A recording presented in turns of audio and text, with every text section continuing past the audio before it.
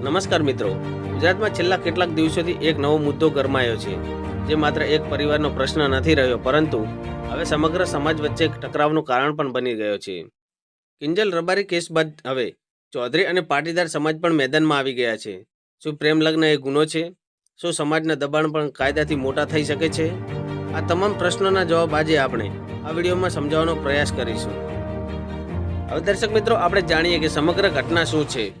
તો તાજેતરમાં કિંજલ રબારી પોતાના ઘરે પરત ફરી ત્યારે તેને તેના સમાજ દ્વારા ગૌરવની ક્ષણ તરીકે જોવામાં આવી હતી. પરંતુ આ ઘટના પછી એક નવી ચર્ચા શરૂ થઈ છે. જો એક સમાજ પોતાની દીકરી પાછી લાવે છે તો બીજા સમાજોને પણ એ જ કરવાનો અધિકાર છે. આથી હવે મુદ્દો વ્યક્તિગત નથી રહ્યો, પરંતુ એક સામાજિક આંદોલન બની રહ્યો છે. રૂની ગામમાં હવે એક મોટું મહાસંમેલન યોજાવાનું છે. 18 માર્ચ 2026ના રોજ ચૌધરી સમાજ અને અન્ય સંગઠન દ્વારા મોટી બેઠક બોલાવવામાં આવી છે. આ બેઠકમાં શું થશે? દીકરીને પરત લાવવાની માંગ, સમાજની રણનીતિ અને ભવિષ્યના નિર્ણયો. આ બેઠક હવે ગુજરાત માટે ટર્નિંગ પોઈન્ટ બની શકે છે.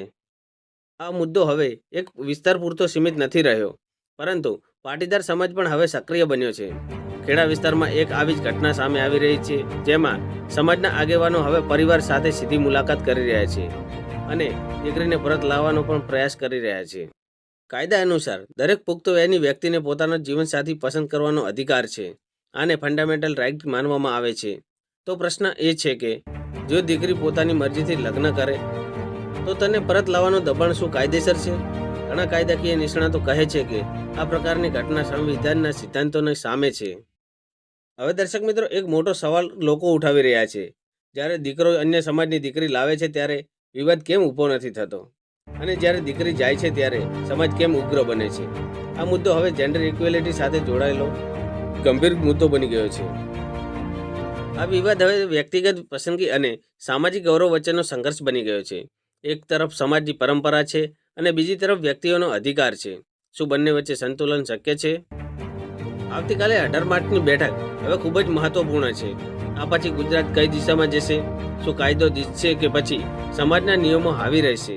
આ મુદ્દો માત્ર ગુજરાતનો નથી, પરંતુ સમગ્ર દેશ માટે એક મહત્વપૂર્ણ ચર્ચા છે.